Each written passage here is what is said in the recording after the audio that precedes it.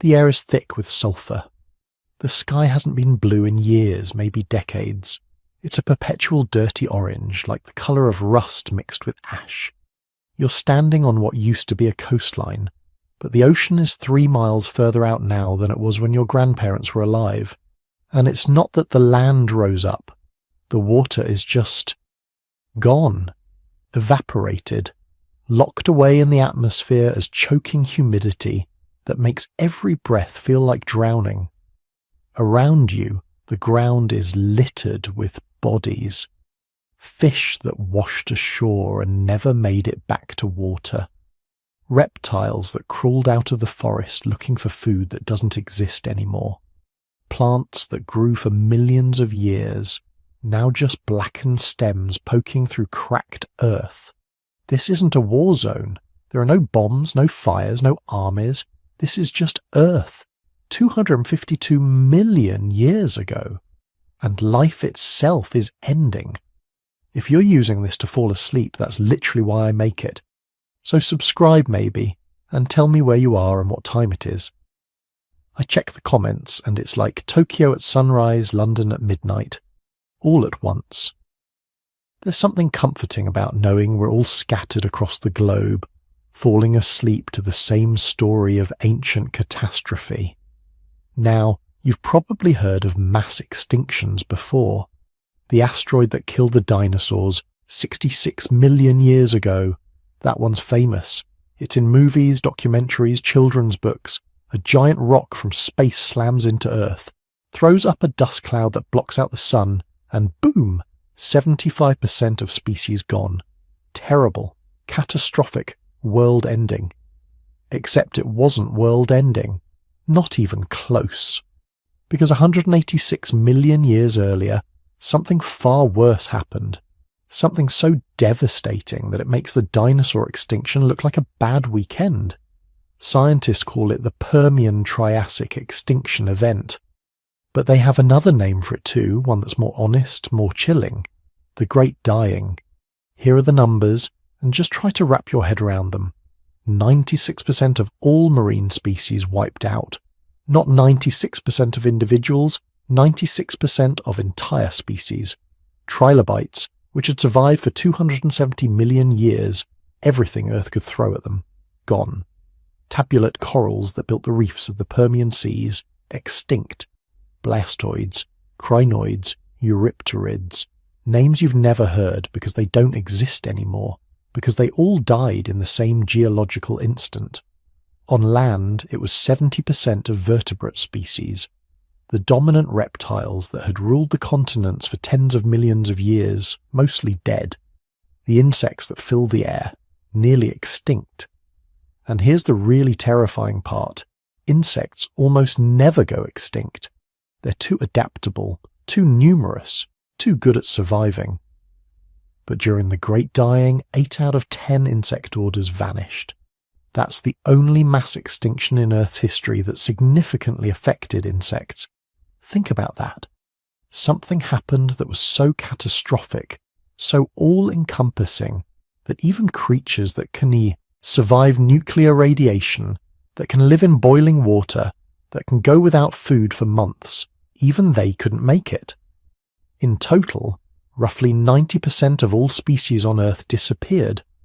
Not over millions of years, not gradually. The killing pulse happened in maybe 60,000 years, possibly much faster. In geological terms, that's a finger snap. You know that feeling when you read about a disaster and think, how did anyone survive that? That's the Great Dying. Except magnified across an entire planet, across every ocean, every continent, every ecosystem from the poles to the equator. Nowhere was safe. Nothing was spared. So here's the question that scientists have been obsessing over for decades. What could do this? What force of nature is powerful enough to kill 90% of all species simultaneously across the entire planet? It wasn't an asteroid. We've looked. There's no impact crater from the right time period, no iridium layer like the one that marks the dinosaur extinction. It wasn't a nearby supernova bathing Earth in radiation. It wasn't an ice age. If anything, the world got hotter, much hotter. The answer, when scientists finally pieced it together, turned out to be more terrifying than any single catastrophe. Because it wasn't one thing, it was everything. A cascade of disasters, each one triggering the next, like dominoes falling in slow motion for 1,000,000 years. Volcanic eruptions that wouldn't stop. Climate change that turned the world into an oven. Oceans that ran out of oxygen and filled with poison instead. And feedback loops. Oh, the feedback loops, where each disaster made the others worse until the entire planetary system was locked in a death spiral. This is the story of how Earth almost died, how life itself came within a razor's edge of complete annihilation, and somehow, impossibly, how a few desperate survivors held on long enough for the world to start over. The catastrophe began in what is now Siberia, with the largest volcanic eruption in the last 500 million years. Picture the Earth 252 million years ago. If you could see it from space, you'd notice something immediately wrong. Well, not wrong exactly, but profoundly different from anything you've ever seen. All the continents are fused together into one massive supercontinent, Pangaea, the ultimate landmass. From pole to pole, from one edge of the world to the other, it's all connected. No Atlantic Ocean, no Pacific in the modern sense, just Pangaea surrounded by a single world ocean called Panthalassa.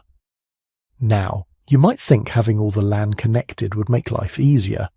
More territory to spread across, no ocean barriers preventing species from reaching new habitats. But here's the thing about supercontinents. They create environmental conditions that are absolutely brutal for most forms of life. The interior of Pangaea was a desert. Not just any desert, but one of the largest, driest, most hostile environments in Earth's history. Thousands of miles from any ocean, with mountain ranges blocking moisture-laden winds from the coasts.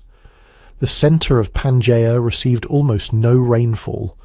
We're talking about regions where it might not rain for decades at a time, where temperatures could swing from freezing at night to scorching during the day, where the only water came from occasional flash floods that would turn dry valleys into raging torrents for a few hours before evaporating back into the merciless air. The coastal regions were better. River valleys cutting through the interior brought water from distant highlands. Seasonal monsoons drenched some areas with enough rain to support forests and swamps. But even these habitable zones were separated by vast expanses of hostile terrain. A species living on the eastern coast of Pangaea might be thousands of miles from its nearest relatives on the western coast, with an entire continent of desert and badlands between them. This created something biologists call extreme habitat fragmentation. Life couldn't spread evenly across the supercontinent. Instead, it clustered in scattered refuges, pockets of habitability surrounded by regions that were essentially dead zones. This fragmentation would prove crucial during the catastrophe to come, but we're getting ahead of ourselves. Because despite these harsh conditions, life in the late Permian was thriving. More than thriving, actually. It had reached levels of diversity and complexity that wouldn't be matched again for millions of years. The dominant land animals weren't dinosaurs. Those wouldn't evolve for another 20 million years. Instead, the late Permian belonged to the synapsids, our distant ancestors, though you wouldn't recognize them as relatives. These were creatures that had been evolving separately from the reptilian line for over 100 million years, developing their own bizarre adaptations to terrestrial life. At the top of the food chain were the Gorgonopsians. Imagine a creature that looks like someone combined a saber-toothed cat with a Komodo dragon and then decided to make it even more terrifying. Gorgonopsians were the apex predators of their time, ranging from dog-sized hunters to massive 10-foot-long killing machines. They had enormous canine teeth, some species sporting fangs as long as your hand. These weren't for show. They were precision instruments for severing arteries and crushing vertebrae. But here's what's really fascinating about Gorgonopsians. They weren't cold-blooded like modern reptiles. Fossil evidence suggests they had elevated metabolic rates, possibly even the beginnings of warm-bloodedness. Their bone structure shows rapid growth patterns similar to modern mammals. Some species probably had whiskers, suggesting they had the kind of sensitive facial nerves that only appear in animals with sophisticated sensory processing. They were also probably covered in primitive hair-like structures. Not fur exactly, but something between scales and true hair. These proto-hairs would have helped regulate body temperature in Pangaea's extreme climate, keeping them warm during cold nights and insulating against heat during the day. And they were everywhere. Gorgonopsian fossils show up in what's now South Africa, Russia, Tanzania. Evidence that these predators had spread across vast regions of Pangaea, adapting to different environments while maintaining their position at the top of the food chain. But the Gorgonopsians weren't alone. The late Permian had an entire ecosystem of synapsid megafauna. Dinocephalians, whose name literally means terrible head, were massive herbivores and omnivores with incredibly thick skulls. Some species had skulls over a foot thick, reinforced with extra bone and air spaces. They were living battering rams, probably using those massive heads in combat for territory and mates. Imagine the sound of two male dinocephalians colliding head-on during mating season. The crack of bone on bone echoing across Permian valleys like thunder. Then there were the dicynodonts, the most successful herbivores in late Permian ecosystems. These were weird-looking creatures with turtle-like beaks and sometimes prominent tusks. They range from rat-sized burrowers to multi-ton mega-herbivores that dominated the landscape like the buffalo of their day. Some species developed specialized digging adaptations, creating elaborate burrow systems that might have sheltered dozens of individuals. Others formed massive herds that migrated across Pangaea, following seasonal rains and fresh vegetation. The diversity was staggering. Every ecological niche you can imagine was occupied by some bizarre synapsid species. Small insectivores that hunted in the leaf litter, mid-sized omnivores that could exploit both plant and animal food sources, specialized diggers, climbers, swimmers, each species the product of millions of years of evolution, perfectly adapted to its particular role in the ecosystem. But here's what makes this even more remarkable. These creatures had complex social behaviors. Fossil trackways show evidence of dicynodonts moving in organized herds. Burrow systems suggest cooperative behavior, possibly even extended family groups living together. Some predator species might have hunted in packs, coordinating their attacks on larger prey. They were also probably quite intelligent by the standards of the time. Brain case studies suggest some synapsids had relatively large brains for their body size, with well-developed sensory processing centers. They could learn, adapt, recognize individuals, possibly even engage in basic problem-solving. This wasn't just a world of animals. This was a world of societies, of ecological relationships built over millions of years of co-evolution. Predators that had learned exactly how to hunt specific prey species. Herbivores that had developed defenses perfectly calibrated to their predators' hunting techniques. Scavengers, parasites, symbiotic relationships.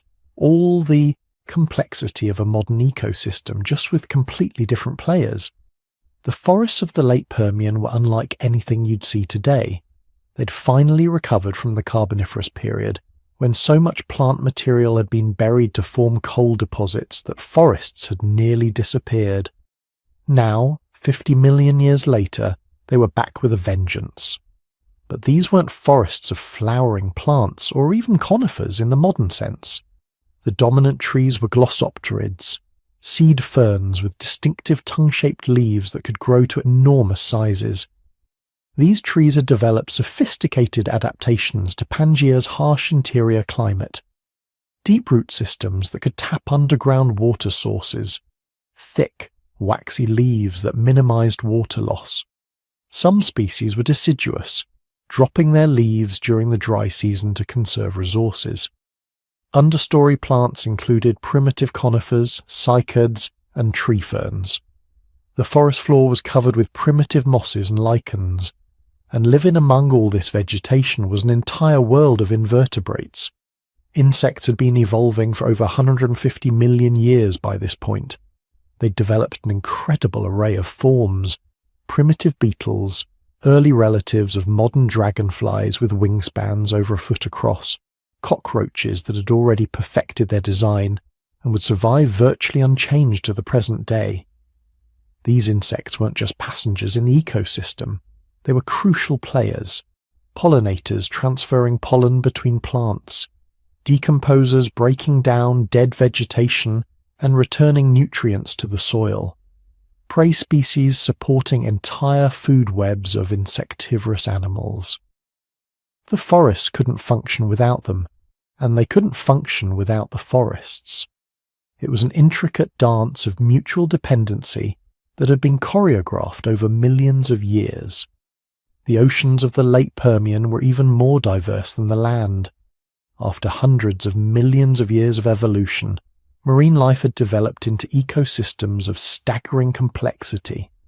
Trilobites, those iconic arthropods that had dominated Paleozoic seas, were still abundant. Thousands of species occupied every conceivable marine habitat, from shallow coastal waters to the deep ocean floor.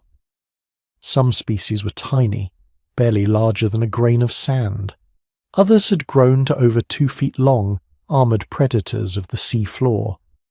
They'd been evolving for 270 million years by this point, adapting to every environmental shift, every mass extinction, every challenge the Earth could throw at them. They seemed invincible, permanent fixtures of Earth's oceans. But they weren't alone. Brachiopods, sometimes called lampshells, formed vast beds on the ocean floor. These weren't modern clams or mussels. Those wouldn't become dominant until after the Permian. Brachiopods had their own unique body plan, with 2 shells that opened vertically rather than horizontally. They filtered food from the water, creating massive reef-like structures in shallow seas. And speaking of reefs, the late Permian had developed some of the most extensive reef systems in Earth's history. Not coral reefs exactly, though early coral relatives were present. These reefs were built by an incredible variety of organisms: sponges, bryozoans, algae, and creatures that have no modern equivalents. Some reefs extended for hundreds of miles along ancient coastlines, creating barriers between open ocean and shallow lagoons. These reef systems supported astounding biodiversity. Thousands of species of fish, most of them completely unlike modern fish. Early sharks that had been perfecting their design for 200 million years. Armoured fish covered in bony plates. Strange, jawless fish that filtered food from the water, and swimming among them, massive marine reptiles that had recently returned to the ocean from the land. Early relatives of the ichthyosaurs and plesiosaurs that would later dominate Mesozoic seas. The ocean floor was patrolled by massive sea scorpions, arthropods that could reach 6 feet in length. Some species were ambush predators, hiding in seafloor sediments waiting for prey. Others were active hunters, pursuing fish and smaller arthropods through shallow waters. And everywhere, in every habitat from the shallowest tide pools to the deepest ocean trenches, life had filled every available niche. The late Permian oceans weren't just diverse, they were saturated with life.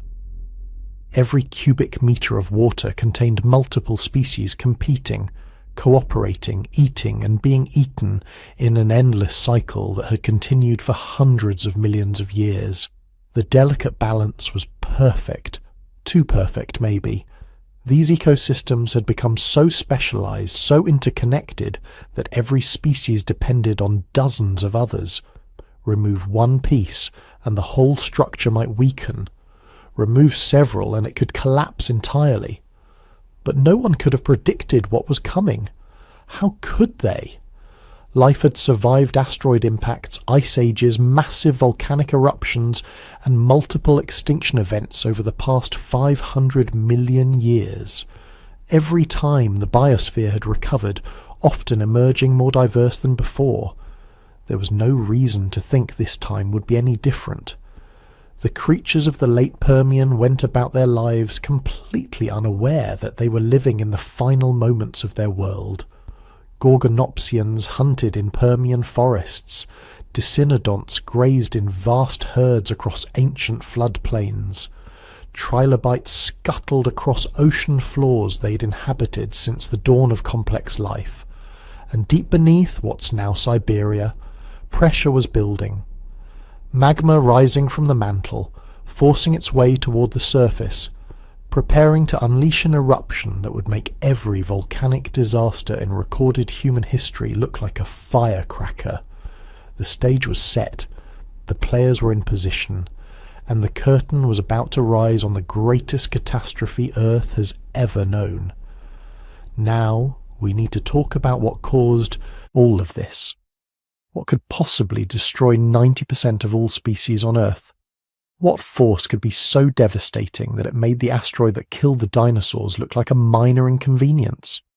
The answer lies in Siberia. But we're not talking about a single volcanic eruption, not a Krakatoa or a Mount St. Helens.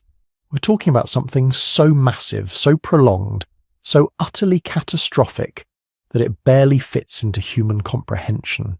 Picture this. 252 million years ago, deep beneath what is now Siberia, something stirred. A plume of superheated rock, hundreds of miles wide, was rising from the boundary between Earth's core and mantle. This wasn't normal volcanic activity. This was a mantle plume, a massive upwelling of material from nearly 2,000 miles below the surface, carrying heat and pressure that had been building for millions of years. When it finally reached the crust, it didn't just create a volcano, it cracked the Earth's surface open like an eggshell. What happened next was the largest volcanic event in the last 500 million years. Magma began pouring out of fissures in the ground. Not explosively shooting into the air, though. There was plenty of that too, but flowing out in massive floods of molten rock. These are called flood basalt eruptions, and they're different from anything most people imagine when they think of volcanoes. Forget the cone-shaped mountains you see in textbooks. This was different. This was magma erupting from cracks in the ground that stretched for hundreds of miles. Lava flows moving across the landscape like slow-motion tsunamis, each flow thick enough to bury a skyscraper, each one covering thousands of square miles before it cooled and solidified, and it didn't stop. It kept going for 1 million years, maybe 2 million. The exact duration is hard to pin down because geological dating at this scale has limits, but the evidence is clear.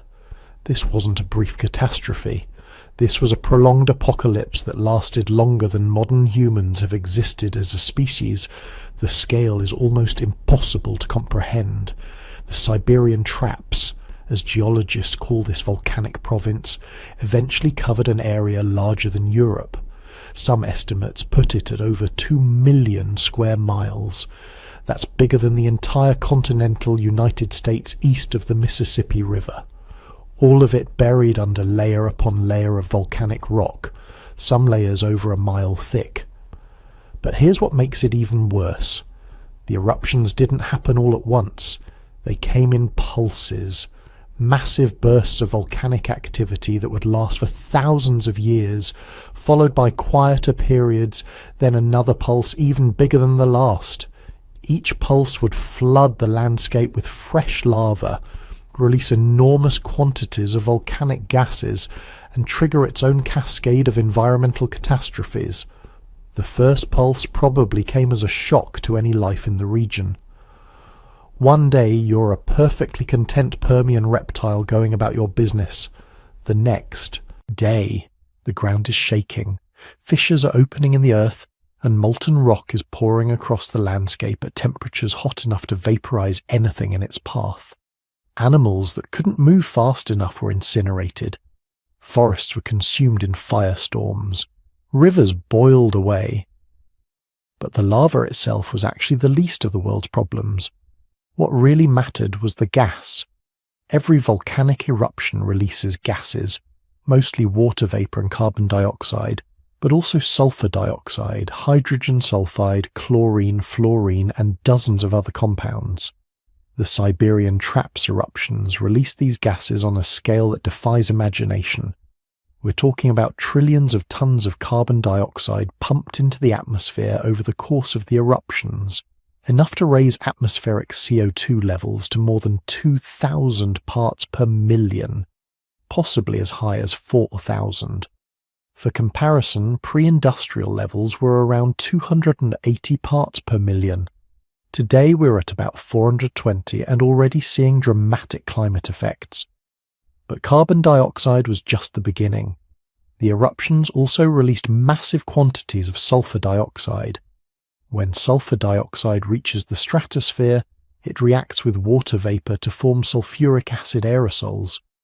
These tiny droplets reflect sunlight back into space, cooling the planet. A single large volcanic eruption can cool global temperatures by a degree or two for a few years. The Siberian Traps were doing this continuously, in pulses, for hundreds of thousands of years. This created an immediate volcanic winter. Sunlight dimmed, blocked by the sulfuric acid haze in the stratosphere. Global temperatures plummeted, possibly by 10 or 15 degrees Celsius during the most intense eruption pulses. Photosynthesis slowed as plants struggled with reduced light. Growing seasons shortened. Food chains began collapsing from the bottom up. But here's where it gets truly diabolical. Sulfuric acid aerosols only stay in the stratosphere for a few years. Eventually they fall back to Earth as acid rain. The carbon dioxide, though, that stays in the atmosphere for thousands of years. So, what happened was this. Each major eruption pulse would create a volcanic winter, lasting a few years to a few decades. The world would cool dramatically. Then, as the aerosols fell out, the accumulated carbon dioxide would kick in. The volcanic winter would end, and it would be replaced by extreme greenhouse warming. The planet didn't just experience one climate catastrophe, it experienced dozens, maybe hundreds of them. Rapid cooling followed by rapid warming over and over for 1 million years. Ecosystems couldn't adapt because the conditions kept changing faster than evolution could respond. Species that adapted to cold conditions would be killed off when warming returned. Species that survived the warming would be devastated by the next cooling pulse. But we're still not done with the gases, because the Siberian Traps eruptions had another trick up their sleeve, something that made them uniquely devastating. The magma was rising through one of the world's largest coal and petroleum deposits. Think about that for a second. The Siberian region in the Permian was covered with thick layers of coal, formed from ancient forests that had grown there millions of years earlier. There were also extensive petroleum and natural gas deposits. When the superheated magma reached these deposits, it didn't just flow over them, it ignited them.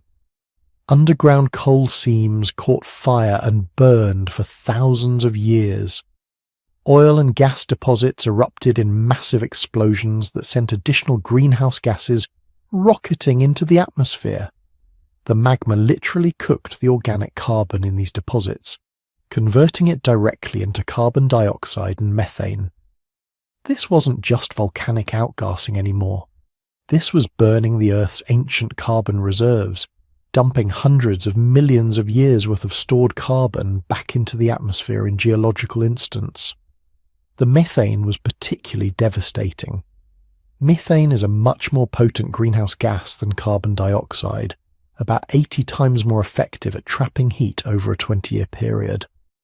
The burning coal and petroleum deposits released so much methane that atmospheric concentrations skyrocketed. This added another layer of greenhouse warming on top of everything else. The temperature swings became even more extreme. The climate system was being hammered from multiple directions at once. And then there were the halogens, chlorine and fluorine gases released in enormous quantities by the eruptions. These gases don't get as much attention as carbon dioxide or sulfur dioxide, but they were equally devastating in their own way. When chlorine and fluorine reach the upper atmosphere, they destroy ozone. The Permian didn't have an ozone layer as thick as ours, but it had one, and the Siberian Traps eruption shredded it. Without an ozone layer, harmful ultraviolet radiation from the sun reaches the Earth's surface unfiltered. UV radiation damages DNA, kills plankton, causes mutations in plants and animals, and generally makes life on land and in shallow oceans much more difficult. Species that might have survived the climate chaos and the acid rain now had to deal with radiation levels that would have given them the equivalent of permanent sunburn. The volcanic ash was another problem. Each eruption pulse sent billions of tons of ash into the atmosphere. Unlike the sulfuric acid aerosols that stayed suspended for years, most ash falls out relatively quickly, usually within weeks or months. But there was so much of it. Ash layers from the Siberian Traps eruptions can be found in the geological record across much of the northern hemisphere, some layers several feet thick. Imagine what this meant for life on the ground. Ash falls would have buried vegetation, contaminated water sources, caused respiratory problems in animals, and made food scarce. Each major eruption pulse would have created temporary ashlands, regions where nothing could survive until the ash either washed away or was covered by new soil. For animals trying to migrate away from the devastation, there was nowhere to go. The volcanic province was so enormous that escape routes were limited, and the ash was spreading across the entire planet. The lava flows themselves were transforming the landscape in ways that would affect the climate for millions of years. Basalt lava, the kind produced by flood basalt eruptions, is dark, almost black when fresh. An area the size of Europe, covered in dark rock, absorbs far more solar radiation than whatever vegetation or lighter-coloured rock had been there before. This changed the regional climate, possibly even the global climate, by altering heat absorption patterns. The Siberian Traps region became a massive dark patch on the Earth's surface, soaking up sunlight and radiating heat, creating its own weather patterns, possibly affecting atmospheric circulation across the northern hemisphere. And remember, this wasn't happening all at once. The eruptions came in pulses that could last thousands of years, separated by quieter periods that might last tens of thousands of years. Each pulse would restart the catastrophe. Just when ecosystems were beginning to recover from the last eruption, when species were starting to recolonize devastated regions, when the climate was beginning to stabilize, boom, another pulse. More lava, more gas, more ash, more climate chaos. The dating of these pulses is still being refined, but the evidence suggests there were at least 2, possibly 3 major eruption phases. The first pulse, right at the Permian-Triassic boundary, was probably the most intense. This is when the main extinction event happened, when 90% of species disappeared in what might have been just a few tens of thousands of years. But the second pulse, coming maybe 300,000 years later, was almost as bad. It killed off many of the species that had managed to survive the first catastrophe, preventing any meaningful recovery. This prolonged nature of the eruptions is crucial to understanding why the Great Dying was so devastating. If it had been a single event, even a massive one, some ecosystems would have survived in refuges far from the volcanic province. The world is big. There would have been places to hide, regions where conditions remain tolerable, populations that could ride out the storm and then repopulate when things improved. But a million years of repeated catastrophes, that's a different situation entirely. There are no refugees that can protect you for a million years. There are no safe zones when the entire planet's climate is being repeatedly destabilized. Every time life tried to recover, another pulse would hammer it back down. It's like trying to swim to safety while someone keeps pushing your head back underwater. Eventually, even the strongest swimmers drown. The Siberian Trap's eruptions were geological in scale but biological in effect. They didn't just change the landscape, they changed the chemistry of the atmosphere and the oceans. They disrupted the carbon cycle, the sulfur cycle, the nitrogen cycle. They altered weather patterns, ocean currents, and atmospheric circulation. They created conditions that life on Earth had never experienced before and, thankfully, has never experienced since. By the time the main eruption phase finally ended, the world had been transformed. The Siberian region was buried under layers of basalt that would persist for hundreds of millions of years. The atmosphere was choked with greenhouse gases. The oceans were becoming toxic, and life on Earth was on the brink of total collapse. But the eruptions themselves were just the trigger, just the first domino falling in a chain reaction that would cascade through every ecosystem on the planet. What happened next was even worse, because once the eruptions destabilized the climate system, other processes took over. Processes that would turn a regional catastrophe into a global apocalypse. The Siberian Traps had opened the gates of hell. Now, the real dying could begin. The volcanism was just the beginning. What happened next was something the Earth had never experienced before and hopefully will never experience again. Because here's the thing about massive volcanic eruptions that last for hundreds of thousands of years. They don't just add carbon dioxide to the atmosphere. They fundamentally break the climate system. They push the planet past tipping points that trigger cascading failures in every system that keeps the world habitable. And during the Great Dying, every single one of those systems collapsed at once. Let's start with the most obvious effect: heat. The Siberian Traps released so much carbon dioxide that global temperatures rose by 10 to 15 degrees Celsius. Now, that might not sound catastrophic. You might think, okay, the world got hotter, life adapts, right? Wrong.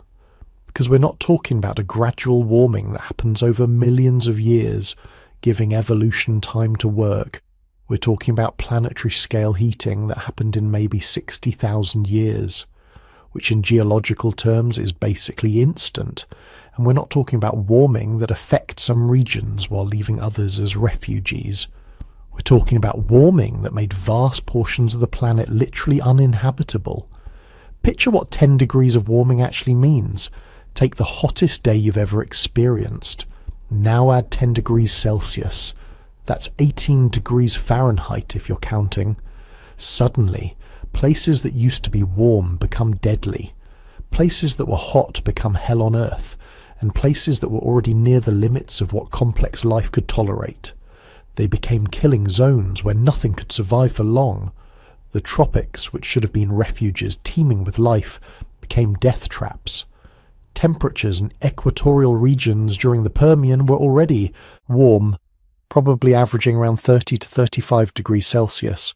Add 10 to 15 degrees, and you're looking at average temperatures of 40 to 50 degrees Celsius. That's 122 degrees Fahrenheit, as an average. Not a heat wave, not an unusually hot day. The normal temperature, day after day, month after month, year after year. At those temperatures, most complex life simply can't function. Proteins denature, cellular processes break down. Animals that couldn't escape to cooler regions died.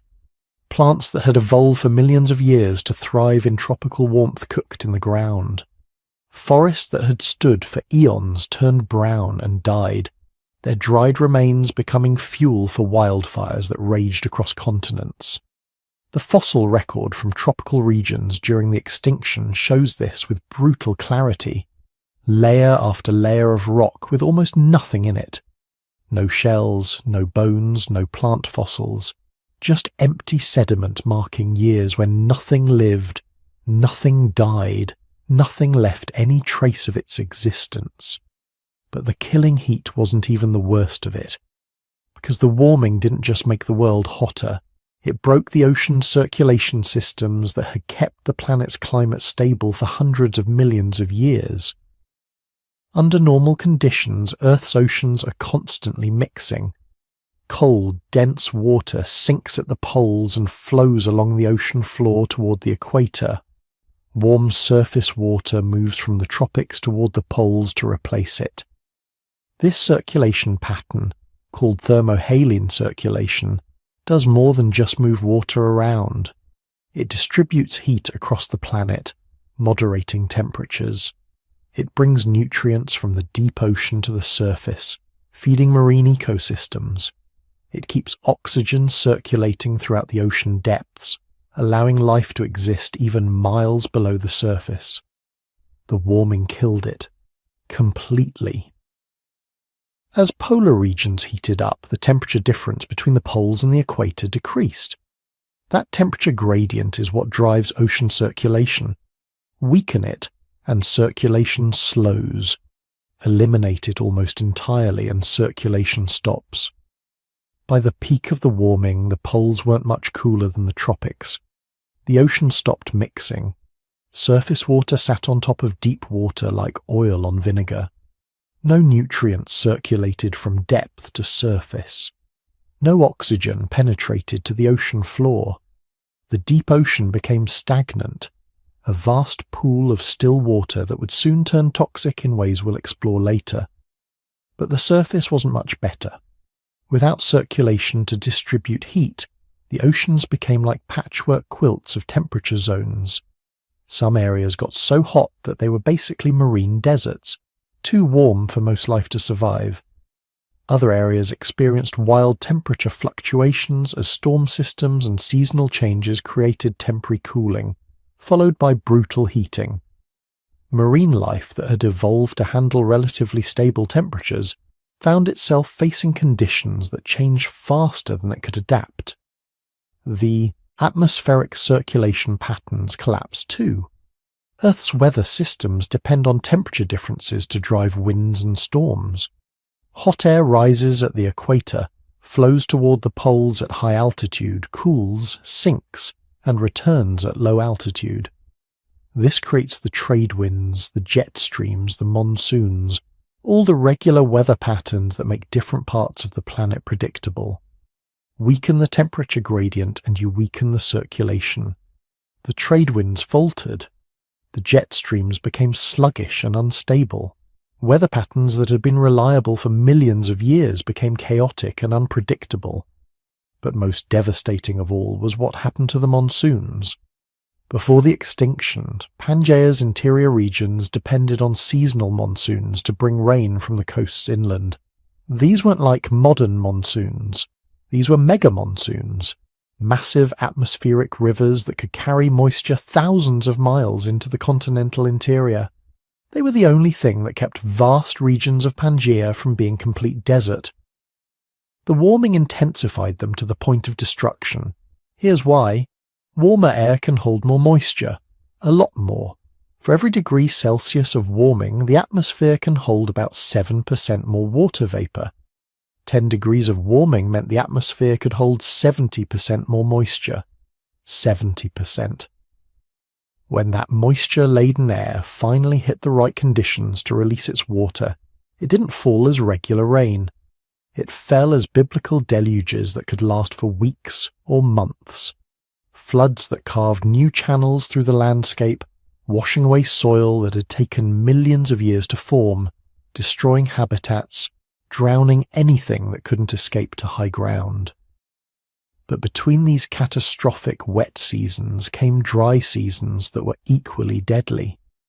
Because that 70% more moisture capacity meant the atmosphere could also dry things out 70% faster. Regions that had been merely dry became absolute deserts. plants that had survived previous droughts withered and died. Water sources that had been reliable for millennia dried up completely. The fossil record shows this pattern.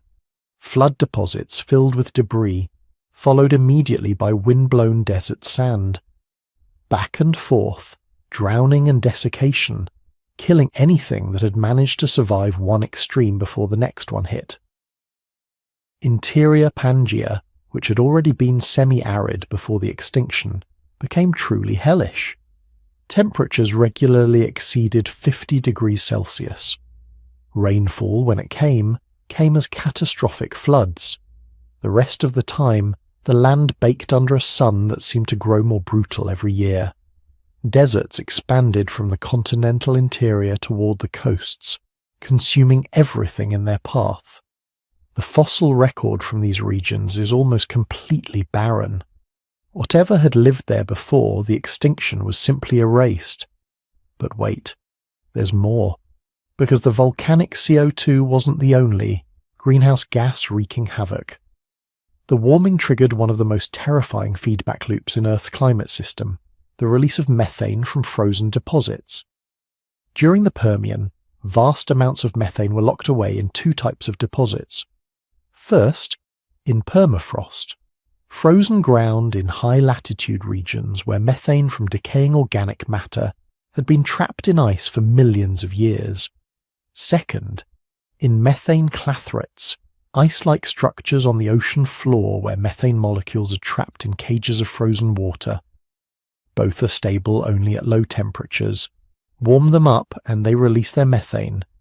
And methane is a far more powerful greenhouse gas than carbon dioxide. Molecule for molecule, it traps about 80 times more heat.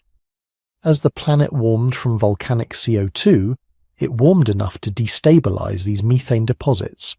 The permafrost melted. The clathrates broke down.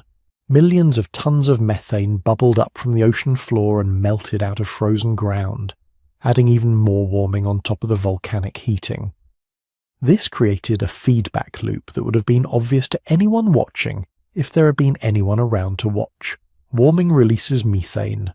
Methane causes more warming releases more methane causes more warming. Round and round, each cycle pushing temperatures higher, each temperature increase triggering more methane release, each methane release pushing temperatures higher still. The geochemical evidence for this shows up in the rock record as a distinctive pattern called a carbon isotope excursion. The ratio of different carbon isotopes shifts dramatically at the exact time of the extinction, and shifts in exactly the way you'd expect if massive amounts of biologically derived methane were being released into the atmosphere. It's like a smoking gun, except instead of smoke, it's methane, and instead of a gun, it's a climate bomb that pushed the planet past multiple tipping points at once.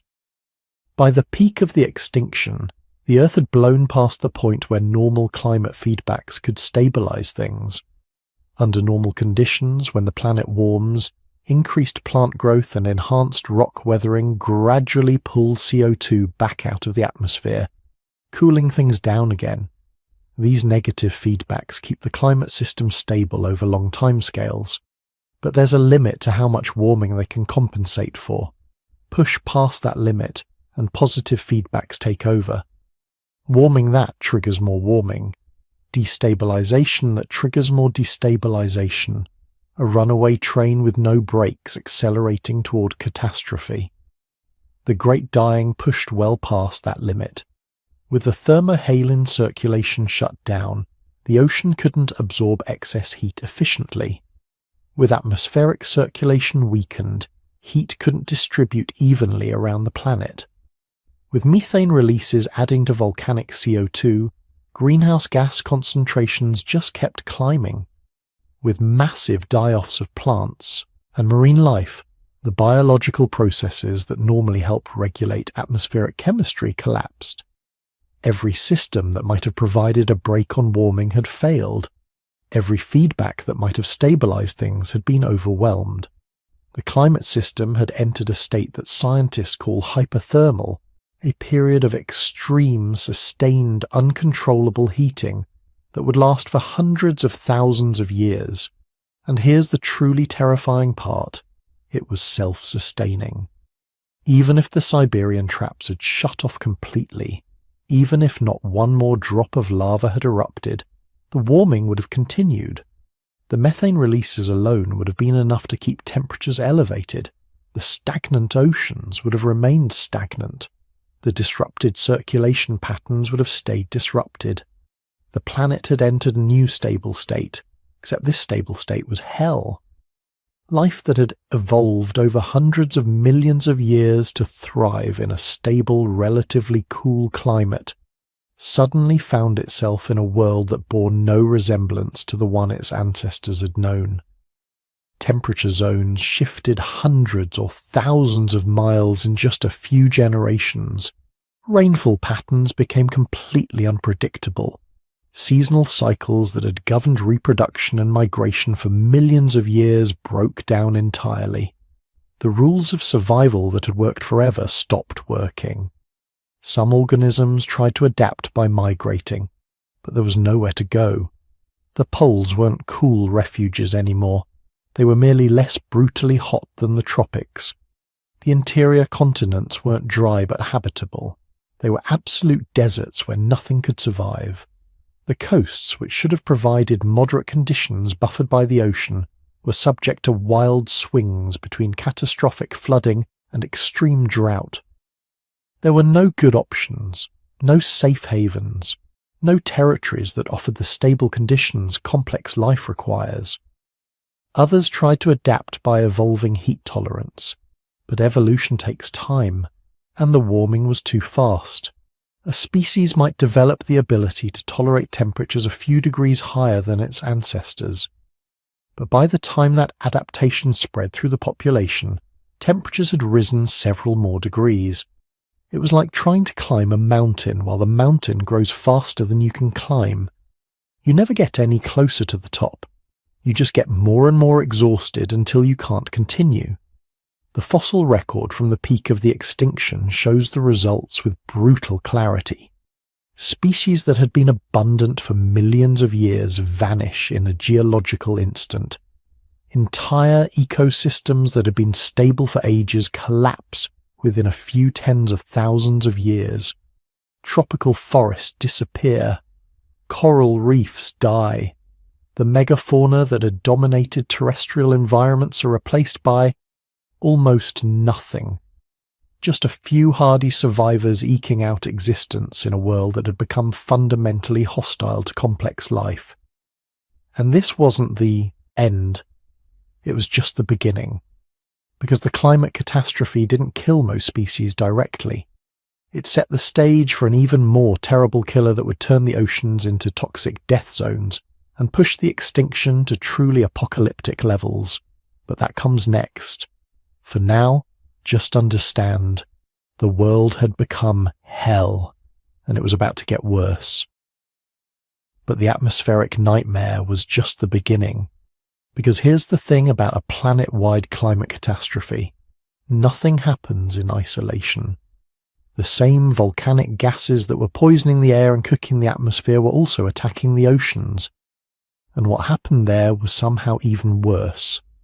Picture the oceans of the late Permian as the temperature started climbing. For millions of years, they'd been normal, healthy marine ecosystems. Cold water near the poles sinking and flowing along the ocean floor toward the equator. Warm surface water moving poleward to replace it. This global circulation system, what oceanographers call the thermohaline circulation, was like the planet's cardiovascular system, constantly mixing oxygen-rich surface water with the depths, keeping the entire ocean alive. Then the warming started, and the oceans began to die. The first problem was simple physics. Warm water holds less dissolved oxygen than cold water. This isn't theory, it's chemistry. The warmer water gets, the less oxygen can physically dissolve into it. Under normal conditions, this isn't catastrophic. Ocean circulation compensates. Cold, oxygen-rich water from the poles sinks, and replaces the warm oxygen-poor water at depth. But as global temperatures climbed 10, 12, 15 degrees Celsius above normal, something fundamental broke. The poles stopped being cold. Arctic and Antarctic waters that had been near freezing for millions of years were now warm enough to support tropical species. There was no more cold, dense water to sink and drive the circulation. The oceans began to stratify. Warm, oxygen-depleted water floating on top. Deeper, slightly cooler water trapped below. Between them, a thermocline, a temperature boundary layer that acted like an invisible barrier preventing mixing. Surface water that did contain some oxygen couldn't sink. Deep water that was running out of oxygen couldn't rise to be replenished. Within centuries, maybe decades, the deeper parts of the ocean began experiencing something that hadn't happened on a global scale for hundreds of millions of years: anoxia, the complete absence of dissolved oxygen. Now, you might think an ocean without oxygen would just be empty, a sterile zone where nothing lives. But that's not what happened. Because there are organisms that don't need oxygen. In fact, there are organisms that are poisoned by oxygen, bacteria that had dominated Earth's oceans for billions of years before oxygen-breathing life evolved. They've been waiting in the deep places, in the mud and sediments where oxygen never reaches, surviving on chemical reactions that don't require breathing. Most of the time they're restricted to these tiny refuges, unable to compete with more efficient oxygen-breathing organisms. But when the oxygen disappeared, when the deep oceans went anoxic, these ancient bacteria exploded across the ocean floor. They were anaerobic bacteria, and they processed sulfate from seawater using a metabolic pathway that produced a waste product, hydrogen sulfide. Hydrogen sulfide is the smell of rotten eggs, the stench of swamps and sewers. It's toxic to most oxygen-breathing life, even in tiny concentrations. The bacteria that produce it don't care. They've been making it for billions of years. Under normal conditions, what little hydrogen sulfide they produce gets neutralized by oxygen in the water, or oxidized by other bacteria before it can accumulate. But in the anoxic deep waters of the dying Permian oceans, there was no oxygen to neutralize it. The hydrogen sulfide began accumulating, not in parts per million, but in massive concentrations that turned the deep oceans into a toxic chemical soup. Mile after mile of ocean floor becoming saturated with one of the deadliest poisons in nature. And then the circulation patterns that had broken down during the warming event began occasionally reasserting themselves. Not regularly, not predictably, but in catastrophic pulses. Underwater currents would shift. Storms would churn surface waters deeper than normal. Tides would pull differently. And when that happened, the hydrogen sulfide came up. Oceanographers call these events upwelling. Under normal circumstances, upwelling is good.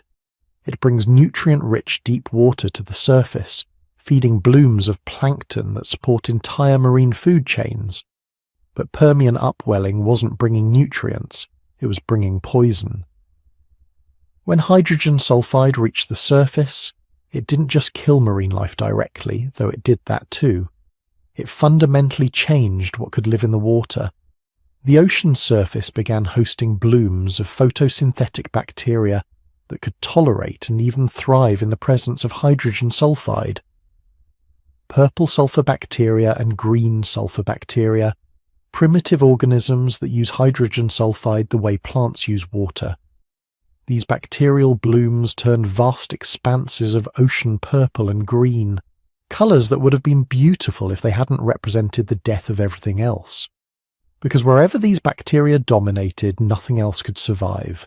Not fish, not plankton, not coral, not anything that breathed oxygen. Fossil evidence from late Permian marine deposits shows this transition clearly. Normal marine ecosystems disappear from the rock record. In their place, thin layers of sediment packed with the remains of bacterial mats. purple and green bacterial blooms that stretched for thousands of miles, covering the ocean's surface like a toxic blanket. Coastal regions suffered worst. These were the zones where deep water naturally upwelled most, frequently. Bays and estuaries that had been nurseries for marine life became killing zones. The smell must have been unimaginable. Hydrogen sulfide in concentrations high enough to be toxic, drifting on shore with every breeze. Animals living near coasts would have been poisoned just by breathing the air. But it gets worse. Because hydrogen sulfide is lighter than air. When concentrations in surface waters got high enough, it began outgassing into the atmosphere. Not just near coasts, but anywhere the toxic deep water reached the surface. The lower atmosphere, already choked with carbon dioxide and sulfur dioxide from the volcanoes, began accumulating hydrogen sulfide as well.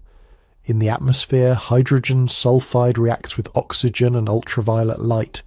Under normal conditions, these reactions break down the hydrogen sulfide harmlessly.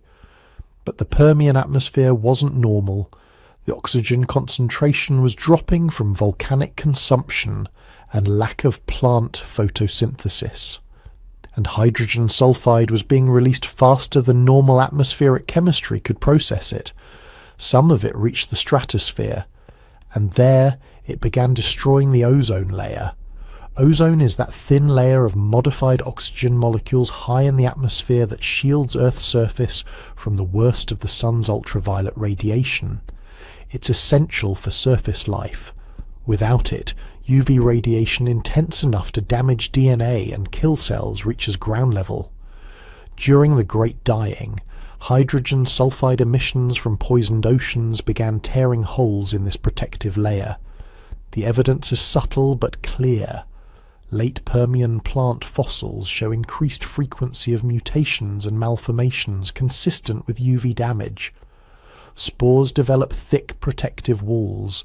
Some plant lineages develop UV-resistant compounds for the first time. This is the signature of life trying desperately to cope with increased radiation exposure. And while all this was happening in the water column and the air above, another chemical catastrophe was unfolding. Because the same carbon dioxide that was warming the planet was also dissolving into seawater.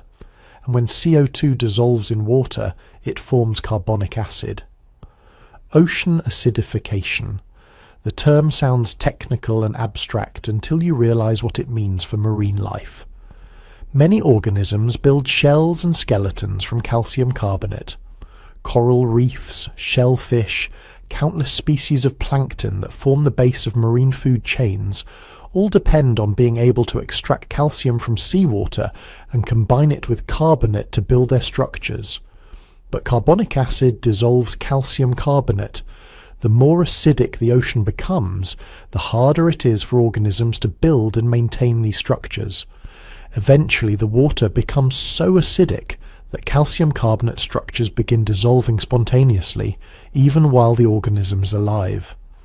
In modern oceans, this process happens slowly. We can measure it, we can track it, but ecosystems have time to potentially adapt. In the Permian, it happened fast. Atmospheric carbon dioxide rose from normal levels to perhaps 2,000 parts per million or higher. The oceans absorbed massive quantities of this CO2, and the pH plummeted. Fossil evidence shows coral reefs, which had been building up for millions of years, suddenly stopping growth, then eroding, then disappearing entirely from the fossil record. Not just in one place, but globally. Every major reef system on the planet dying within a geological instant. The same thing happened to shellfish populations. Brachiopods, which had been among the dominant marine animals for hundreds of millions of years, went from ubiquitous to nearly extinct. Not because they were hunted or outcompeted, but because the ocean chemistry changed so drastically that their shells couldn't form properly. Planktonic organisms with calcium carbonate shells suffered catastrophically. These tiny creatures, many of them microscopic, had been the foundation of marine food chains. They photosynthesized near the surface, absorbed carbon dioxide, built their tiny shells, and when they died, sank to the ocean floor, carrying carbon with them. They were the ocean's biological pump, the mechanism that had been keeping atmospheric carbon dioxide in check for millions of years. When acidification killed them, the pump broke. Not only did food chains collapse from the bottom up, but the ocean lost its primary mechanism for absorbing carbon dioxide from the atmosphere. This created a feedback loop. More CO2 in the atmosphere meant more warming and more acidification, which killed more calcifying organisms, which meant less CO2 absorption, which meant more CO2 accumulation. The fossil record from marine deposits during the extinction shows this collapse in stark detail. Thick layers of limestone and chalk formed from the accumulated shells of countless tiny organisms suddenly give way to thin layers of clay. No shells, no reefs, no calcium carbonate structures at all. Just fine mud settling slowly in dead oceans. And because these planktonic organisms had been the base of the food chain, everything that depended on them began starving. Fish that fed on plankton died. Larger fish that fed on those fish died. Marine reptiles that hunted those larger fish died, the entire food web unravelling from the bottom up. Some organisms tried to adapt. Fossil evidence shows species evolving smaller body sizes, a common response to resource scarcity. Others developed shells with different chemistry, trying to use materials less vulnerable to acidification. But evolution takes time, thousands of generations to produce meaningful adaptations. The ocean chemistry was changing faster than most species could evolve. In some regions, the situation became even more nightmarish. Where anoxic waters met oxygenated surface layers, where hydrogen sulfide plumes encountered water that still contained some oxygen, the chemistry became absolutely lethal. The boundary. Zones hosted blooms of bacteria that could metabolize both oxygen and sulfur compounds, creating a toxic middle layer that nothing could pass through alive. Marine animals trying to dive deeper to escape warm surface waters would hit this toxic boundary and die. Deeper organisms trying to move toward the surface would encounter the same barrier from below. Entire populations found themselves trapped in shrinking zones of survivable water, squeezed between toxic layers above and below. The few organisms that survived were those with extreme flexibility. Some fish species developed the ability to gulp air from the surface, bypassing the need for dissolved oxygen entirely.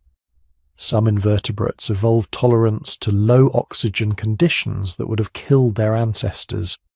Some mobile species simply fled, migrating toward the few remaining zones where ocean chemistry still permitted life. But these refugees were small and shrinking. Maybe some high-latitude regions where cooling from altitude or ocean currents maintained slightly better conditions. Perhaps some isolated basins where local circulation patterns kept oxygen levels just barely high enough.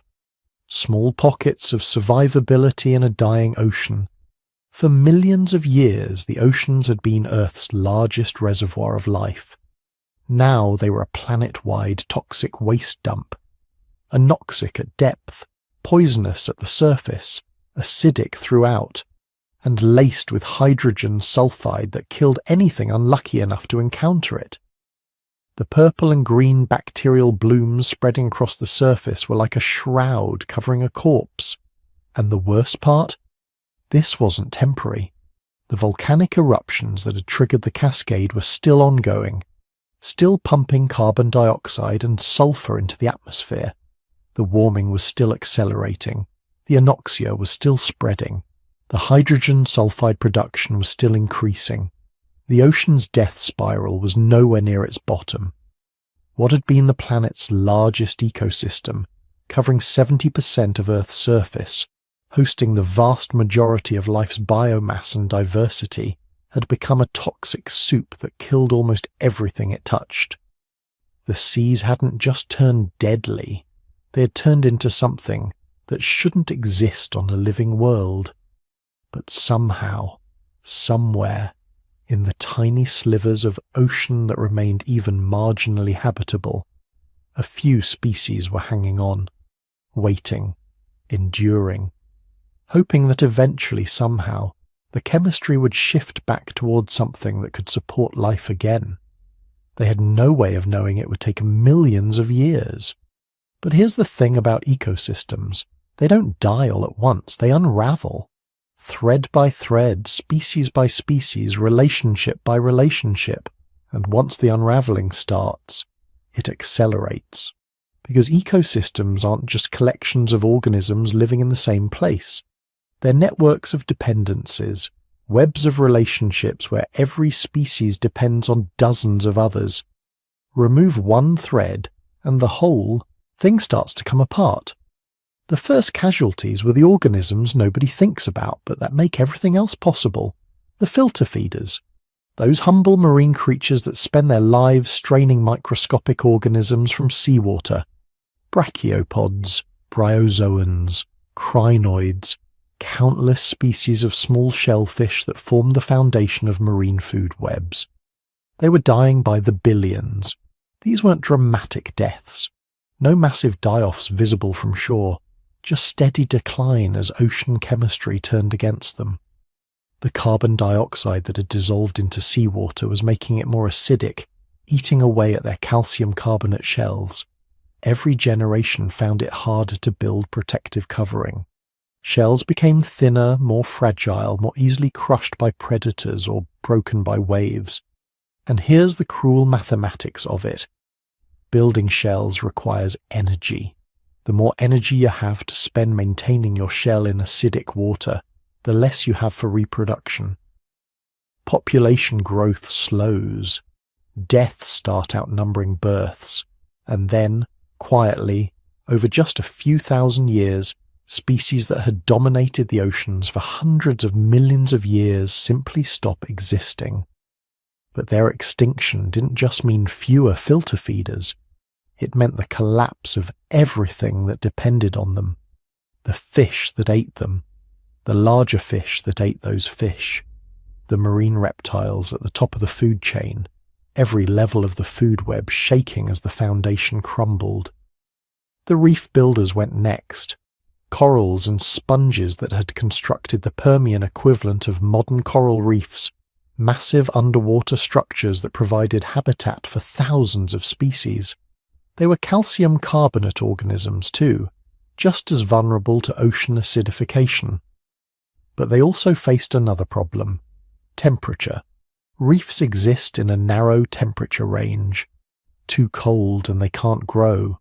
Too hot and they bleach, expelling the symbiotic organisms they depend on for nutrition, dying slowly of starvation even as they remain anchored to the reef structure. The warming oceans of the Great Dying pushed tropical reefs past their thermal tolerance. Reef systems that had taken millions of years to build began dying. Not everywhere at once, but in patches. The healthier sections persisting longest, the most stressed areas bleaching first. But once enough of the reef died, the survivors couldn't maintain the structure. Waves began breaking apart dead coral. Sediment buried bleached sections. Within a few thousand years, vast reef complexes that had stretched for hundreds of miles were reduced to rubble fields on the ocean floor. The loss cascaded upward through the ecosystem. Reef fish lost their habitat and their spawning grounds. Species that had evolved to live exclusively in reef environments had nowhere else to go. Predators that hunted reef fish found their prey disappearing. And the physical reefs themselves, those massive structures, had protected coastlines from storm, surge and erosion. Without them, ocean waves began hammering directly against the land, accelerating coastal degradation and pushing marine ecosystems into even more marginal conditions. On land, the forests were dying, not from fire, though there was plenty of that, but from simple heat stress. Trees that had evolved to tolerate Permian climates suddenly found themselves in a world 10 degrees Celsius, hotter than anything their physiology could handle. Leaves wilted even in full shade. Sap began to boil in trunks during the hottest days. Root systems, evolved to draw water from soil at certain depths, found the water table dropping below their reach. And here's what's devastating about tree death. Trees don't just die and disappear, they fall. Massive trunks that had stood for centuries crashing to the forest floor, taking other vegetation with them, opening the canopy to baking sunlight that kills shade-adapted species, creating enormous amounts of dead wood that becomes tinder for the next wildfire. But the real catastrophe wasn't the death of individual trees, it was the loss of what forests do. They hold soil in place with their root systems. Without them, the next rainstorm, in the few places where it still rained, washed topsoil downhill. Rivers ran brown with sediment. Nutrients that had taken thousands of years to accumulate in forest soils flushed away in single flood events. Coastal areas where rivers met the sea became choked with sediment, burying nearshore marine habitats under meters of mud. The nutrient runoff created another problem. All that organic matter and mineral nutrients flooding into the oceans should have been a bounty for marine life. Instead, it became a poison. Algae bloomed in massive quantities, feeding on the nutrients, then died, their bodies sinking to the ocean floor where bacteria decomposed them, consuming oxygen in the process. Vast dead zones spread across the ocean floor and began creeping upward toward the surface. Fish that could swim fled to shrinking zones of oxygenated water. Bottom dwellers simply suffocated. The terrestrial food chains were collapsing from multiple directions at once. Plants were struggling in the heat, producing fewer leaves, fewer seeds, less food for herbivores. The herbivores, massive four-legged synapsids that had been the dominant large animals of the Permian, found themselves in a world where every meal required more energy to find. They had to range farther, travelling through increasingly barren landscapes searching for enough vegetation to survive. This burned calories they could barely replace. Adults stopped reproducing. Juveniles died of starvation. Population densities plummeted. This should have been good news for predators. Fewer herbivores means less competition for prey. Except the mathematics don't work that way. Predators need a minimum prey density to survive. If you're a large carnivore, you need to catch enough prey to justify the energy you spend hunting. When prey becomes too scattered, too rare, you burn more calories searching than you gain from successful hunts. You enter a death spiral. The large predators of the Permian, the gorgonopsids and other fearsome carnivores that had ruled the food chain, died hard. These weren't animals that could switch diets easily. Evolution had spent millions of years perfecting them as predators. Their teeth were designed for killing and tearing meat. Their metabolisms required high-protein diets. Their hunting strategies depended on specific prey behaviors. When their prey disappeared, they had nowhere to turn. No evolutionary backup plan. The archaeological record from this period shows something heartbreaking. Predator remains with signs of starvation, bone density that indicates malnutrition during their final months. These were apex predators, animals that should have been fat and healthy at the top of the food chain, dying of hunger in a world where they no longer belonged. As the forests fell and the megafauna died, something else took over the landscape. Fungi. Not the mushrooms we think of today, but massive fungal mats that spread across the dying vegetation like a living carpet. The geologic record from the Great Dying shows a worldwide spike in fungal remains. A fungal spike that lasted for thousands of years. Think about what that means. In healthy ecosystems, fungi play important roles, but they're kept in check by other organisms. Plants resist fungal infection. Animals eat fungal fruiting bodies. Bacteria compete for the same dead organic matter. But in the dying world of the Permian, those checks and balances collapsed. Dead trees, dead animals, dead plants everywhere. mountains of organic matter with nothing to eat it except fungi. They exploded across the landscape, fungal networks spreading through dead wood, sending up fruiting bodies that released billions of spores, those spores settling on living plants and accelerating their death. More dead vegetation, more substrate for fungal growth, a positive feedback loop where death fed more death. For thousands of years, vast regions of the planet were dominated by fungal decomposer communities, landscapes that looked like something from a nightmare. Dead grey forests covered in fungal mats, releasing clouds of spores when the wind blew. This wasn't an ecosystem anymore. This was a graveyard being slowly processed by the ultimate decomposers. But here's the thing, not everywhere was dying. The planet is vast, and the catastrophe, while global, wasn't uniformly intense.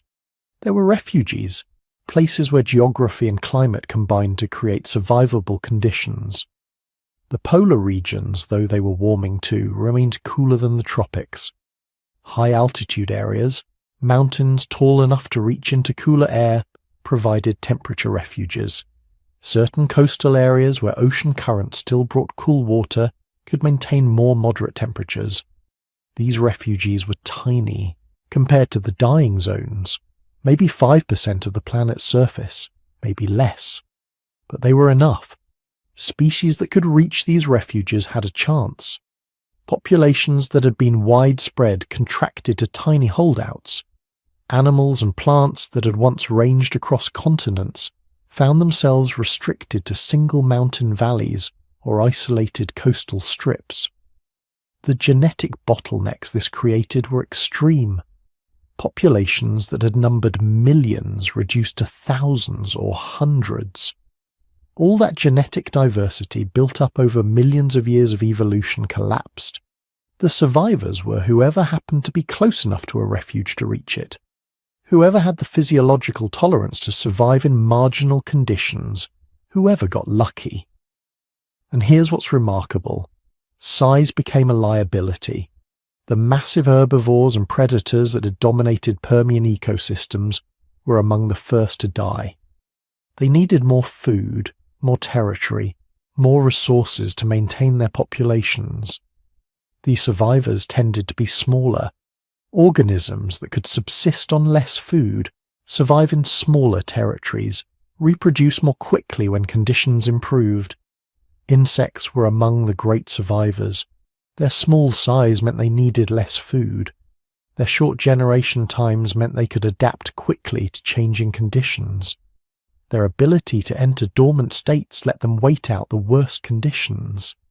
Flying species could search vast areas for the scattered pockets of edible vegetation. Ground dwellers could shelter in burrows where temperatures remained more stable. Some small reptiles survived by similar strategies. Species that could burrow, that could lower their metabolic rates, that could subsist on insects and dead organic matter. They weren't thriving. They were barely hanging on.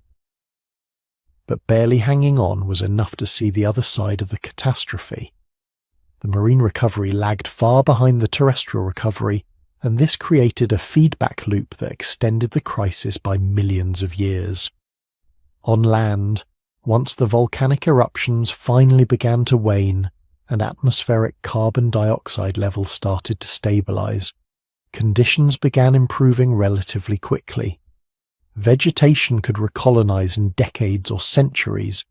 Insects could rebuild populations in years. But the oceans were another matter entirely. The problem was scale. The ocean is huge.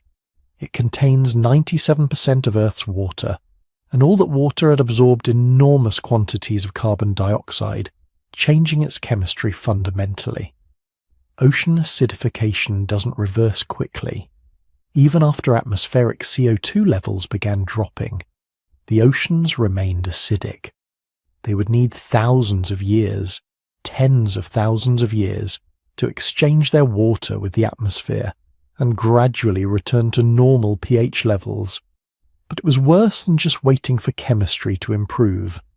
The dead zones, those vast expanses of oxygen-depleted water, persisted long after the initial crisis. They'd been created by organic matter, runoff and algae blooms, but once established they became self-sustaining. Anaerobic bacteria thriving in the oxygen-depleted water produced hydrogen sulfide, a poison that kept aerobic organisms away. The dead zones expanded.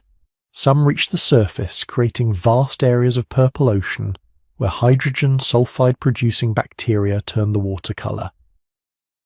Any marine organism that ventured into these dead zones died. Their bodies settled to the ocean floor, providing more organic matter for bacterial decomposition, which consumed more oxygen, which expanded the dead zone, a vicious cycle that would take millions of years to break. So while terrestrial ecosystems began their slow recovery within a few 100,000 years of the volcanism ending, marine ecosystems remained locked in a state of collapse. The few surviving marine species were restricted to isolated pockets of oxygenated water, populations that couldn't expand, gene pools that couldn't diversify, evolution essentially frozen because the environment remained too hostile for innovation. This had profound implications for the entire planet's recovery. Healthy oceans drive global climate. They absorb heat, redistribute it through currents, influence rainfall patterns. Oceans full of life process nutrients produce oxygen, regulate atmospheric chemistry. The dead, stagnant oceans of the post-Permian world couldn't perform these functions. The climate remained unstable. Temperature swings remained extreme. The planet couldn't fully recover until its oceans recovered. And the oceans couldn't recover until the dead zones disappeared. Which couldn't happen until ocean chemistry improved. Which couldn't happen until atmospheric carbon finally returned to normal levels. A cascade of dependencies that stretched the recovery out across geological timescales. It would take 10 million years before marine ecosystems even began to resemble their pre-extinction complexity. 10 million years before reefs started to redevelop, before food chains rebuilt themselves, before the ocean could once again support the diversity of life it had held before the Great Dying. But that recovery, when it finally came, would be different. The ecosystems that emerged from the ashes weren't reconstructions of what had been lost. They were something new, built by the survivors, the species that had been tough enough, lucky enough, adaptable enough to make it through the worst extinction event in Earth's history. And those survivors had learned something, or rather, evolution had selected for something.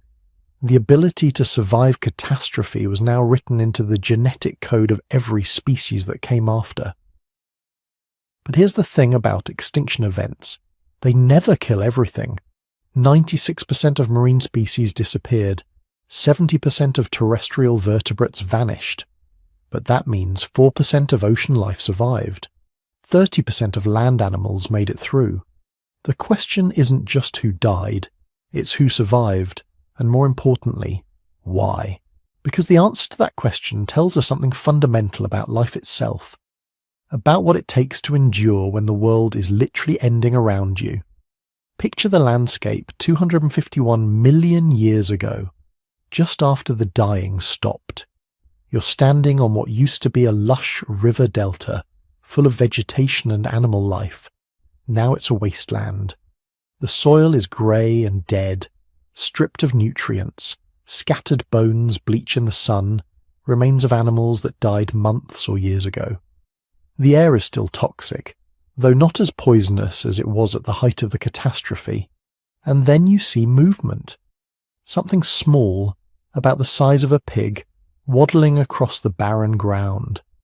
It has a squat body, short legs, and a beak-like snout. It's digging, snuffling through the dead soil, looking for any scrap of organic matter it can eat.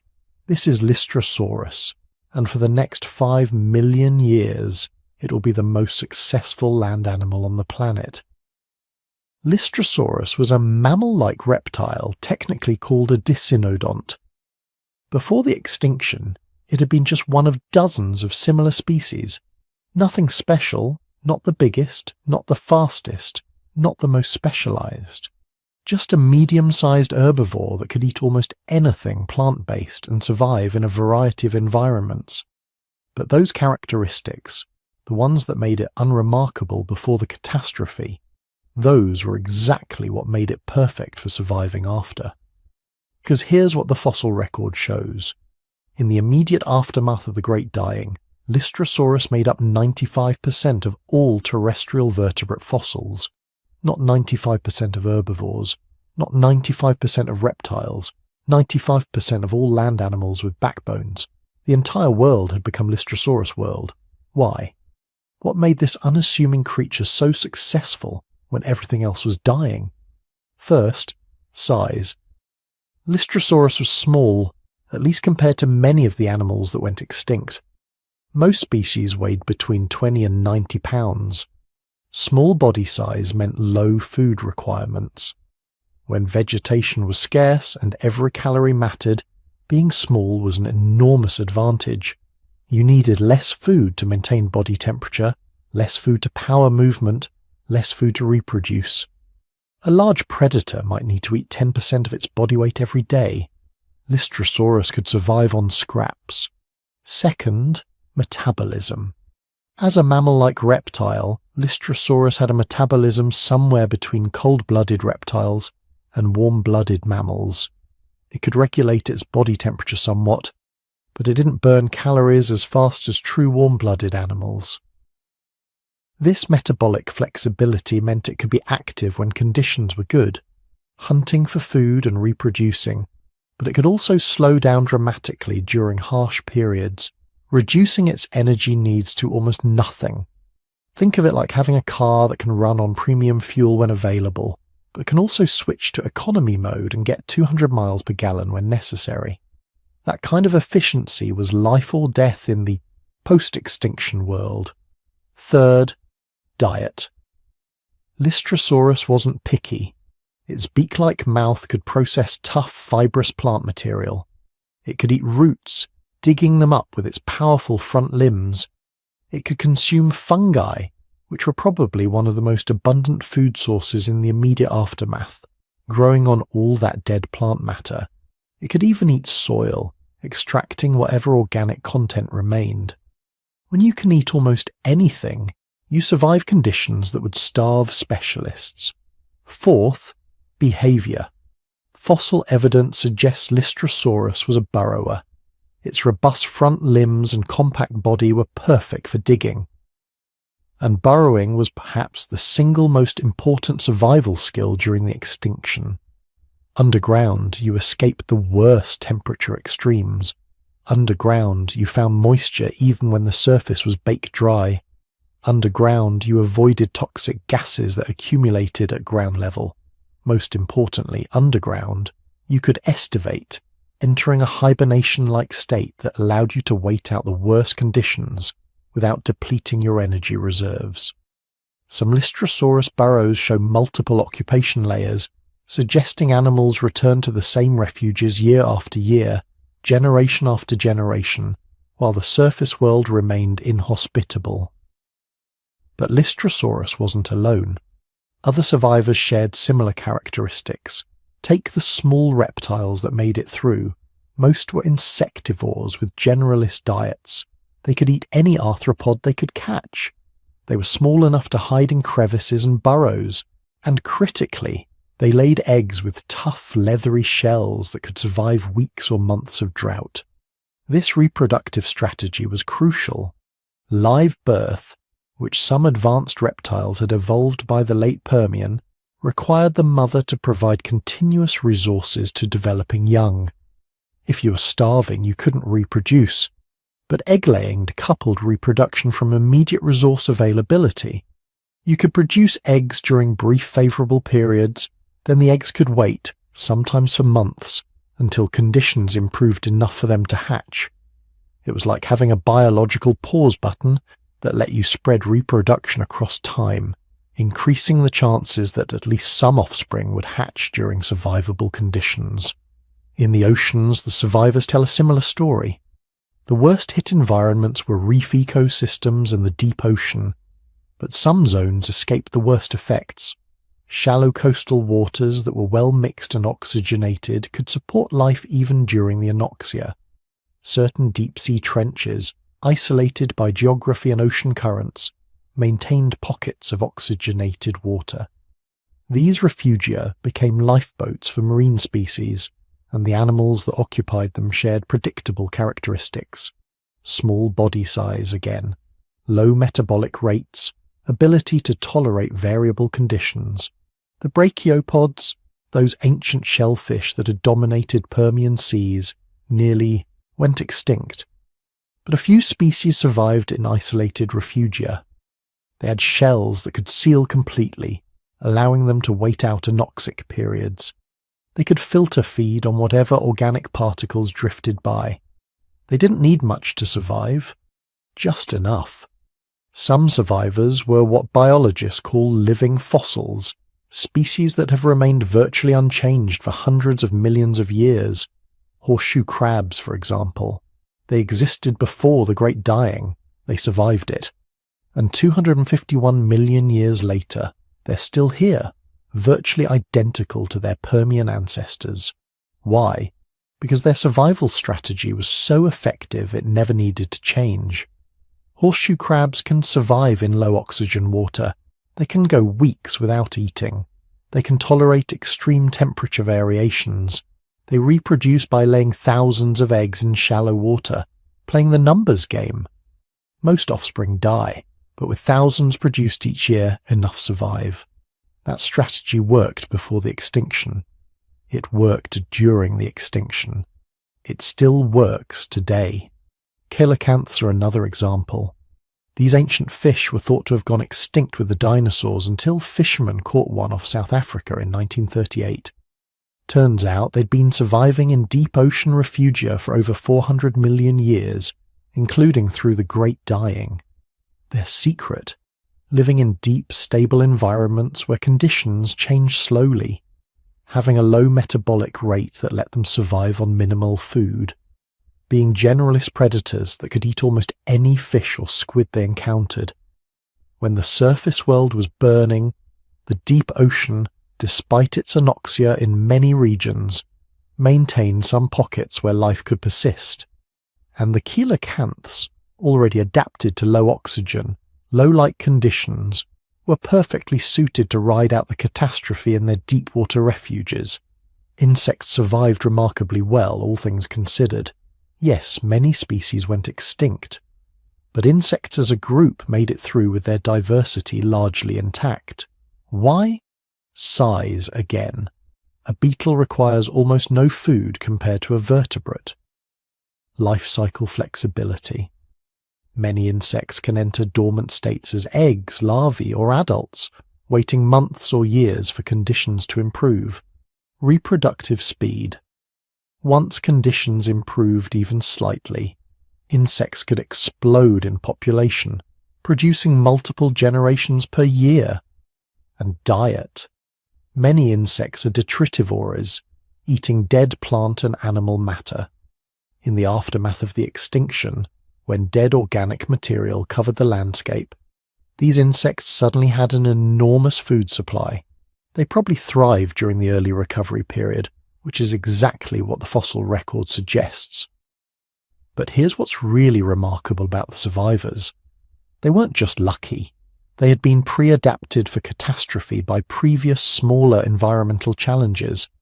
Lystrosaurus had evolved its burrowing abilities and generalist diet long before the eruption started, probably as adaptations to seasonal droughts and resource variability.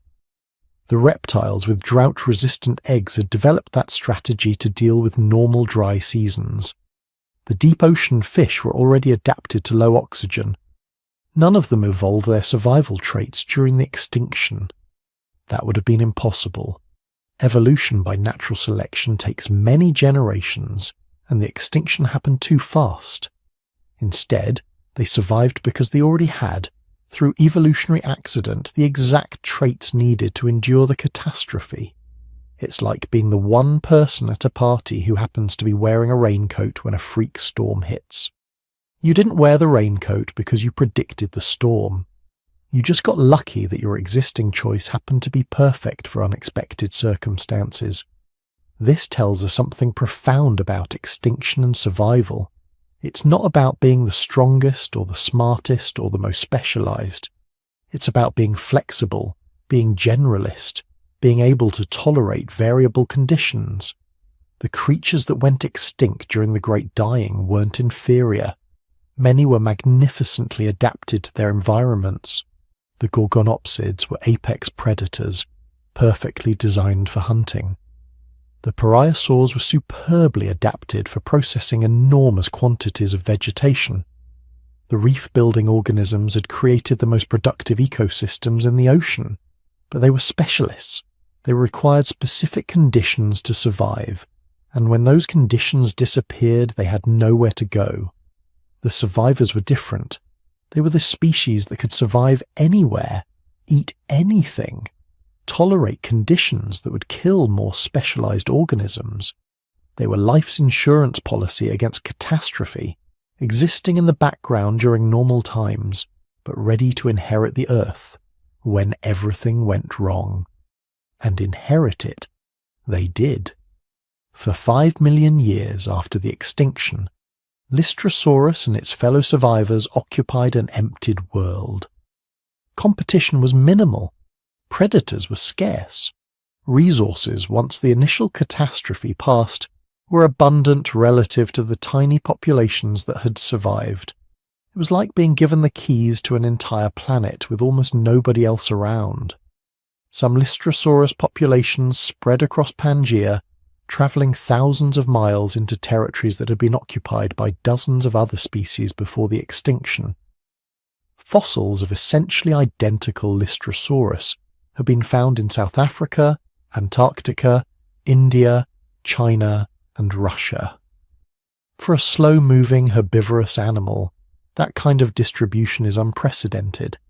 It could only happen in a world where competition and predation pressure had collapsed, where you could walk for weeks without encountering another large animal, where every territory was effectively empty, waiting to be colonized. But slowly, very slowly, things began to change. The survivors started evolving, adapting, diversifying. New species emerged from the Lystrosaurus lineage. Some became larger, others developed new feeding strategies. Predators re-evolved from small survivors, gradually growing bigger as prey populations recovered. The empty world was filling up again. Life was learning to live again, but it would take millions of years for biodiversity to recover, millions of years for ecosystems to rebuild the complexity that had been lost. The survivors had made it through. They had clung to existence when existence itself seemed impossible. Now they faced an equally daunting challenge, rebuilding a world from almost nothing. The Great Dying ended 252 million years ago. The Siberian traps finally quieted, their million-year tantrum of volcanic fury subsiding into occasional rumbles. The toxic clouds that had choked the atmosphere for millennia began to clear. Ocean temperatures, which had reached bathtub levels at the surface, started gradually cooling. The carbon dioxide levels that had turned seas into fizzy death traps began ever so slowly to decline. The worst was over. Life had survived. The planet would recover. Except here's the thing. Recovery from the Great Dying took longer than any other mass extinction event in Earth's history. Not just a little longer, dramatically, catastrophically longer. Most mass extinctions, even severe ones, show ecosystem recovery within 1 to 3 million years. After the asteroid wiped out the dinosaurs, ecosystems were bouncing back within 2 million years. New species filling empty niches, food webs rebuilding, diversity returning, the biosphere demonstrating its remarkable capacity to heal itself. The Great Dying, 10 million years.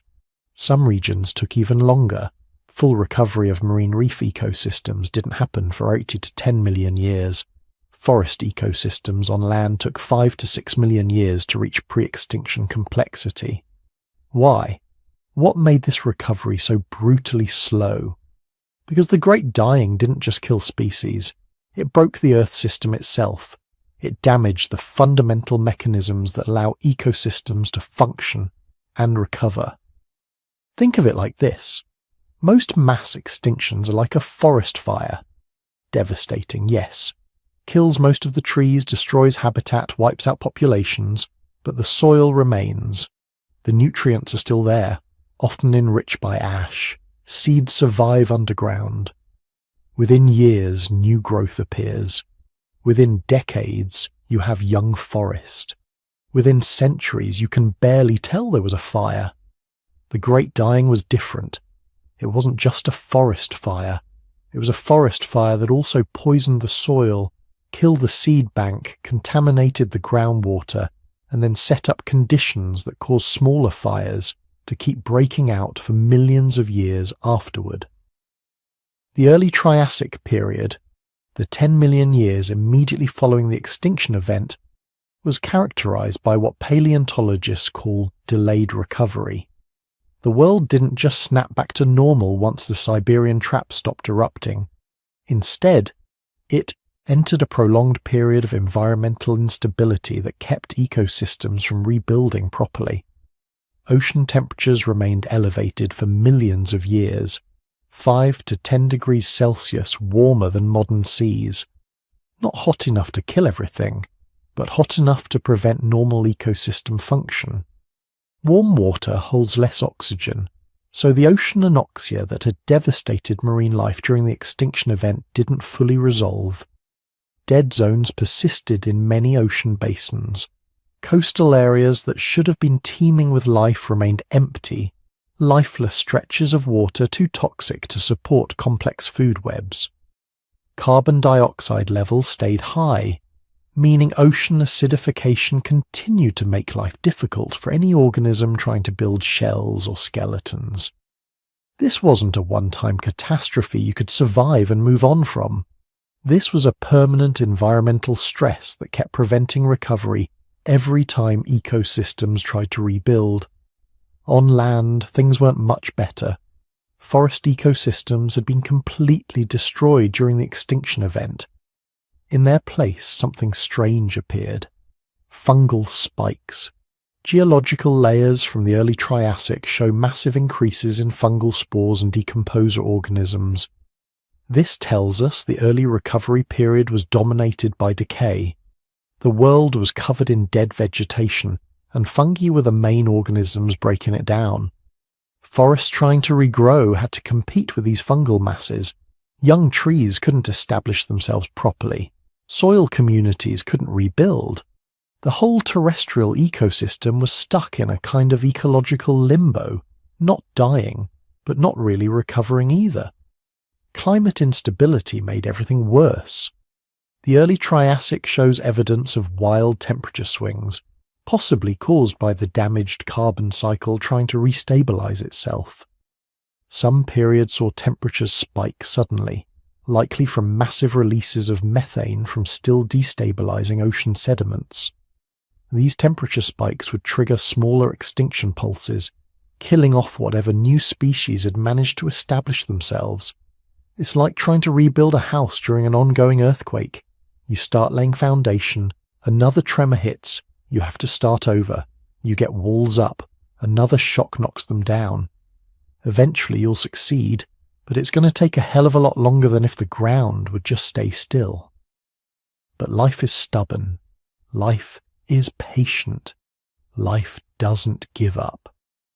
Slowly, generation by generation, the survivors began to rebuild. The first ecosystems to return were simple, catastrophically simple compared to what had existed before the Great Dying. In the oceans, you had small shrimp-like creatures, tiny snails, basic worms, simple food webs with maybe 3 or 4 links, small prey eaten by slightly larger predators, no complex reef structures, no elaborate hunting strategies, No sophisticated symbiotic relationships. On land, similar patterns, small reptiles, basic insects, simple plant communities. The incredible diversity of the late Permian, the forests teeming with massive amphibians and early reptiles, the complex understory vegetation and specialized pollinators, all of that was gone, replaced by ecosystems that looked more like what you'd see in harsh desert environments today. A few tough survivors eking out existence in a simplified, stressful world. But here's what's remarkable. From these simple beginnings, entirely new forms of life began to emerge. Forms that would have been impossible in the pre-extinction world because all the ecological niches were already filled by the dominant late Permian species. In the oceans, a group of reptiles called ichthyosaurs appeared. They had evolved from land-dwelling ancestors but returned to the sea, developing streamlined bodies, paddle-like limbs, and the ability to give birth to live young underwater. They looked remarkably like modern dolphins, a stunning example of convergent evolution. Within a few million years, ichthyosaurs had diversified into dozens of species, filling ecological roles that had been empty since the Great Dying wiped out the Permian marine predators. Other marine reptiles followed. Plesiosaurs with their long necks and 4 swimming flippers. Nothosaurs, crocodile-like ambush predators that hunted in coastal shallows. These weren't just replacing what had been lost.